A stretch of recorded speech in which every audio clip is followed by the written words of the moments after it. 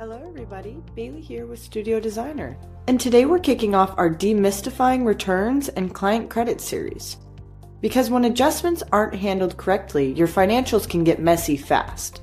But when they are, everything stays clean, accurate, and easy to manage. In this video, I'll walk you through the different ways to create a credit item depending on your scenario. Credits can apply to invoice items, non-invoice items, and each situation has a slightly different workflow. Let's break it down. Let's start by going to Projects, Items.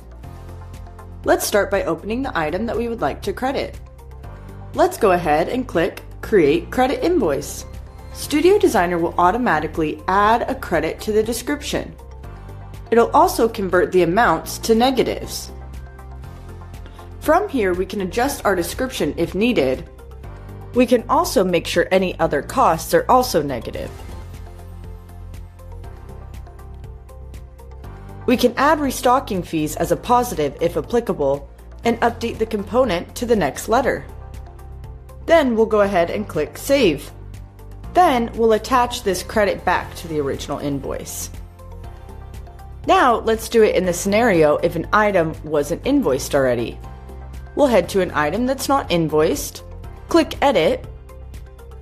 At this point we can add credit to the description, change quantities to the amount negative, and update other costs as needed.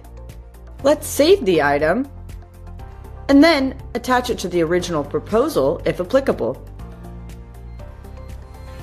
And that's it. Creating credit items before managing refunds gives you a clean, reliable way to handle any adjustment, saving you time and preventing costly errors. Next up, we'll apply a real-world scenario handling tariffs, refunds from vendors. Thanks so much for joining me, and until next time, happy designing!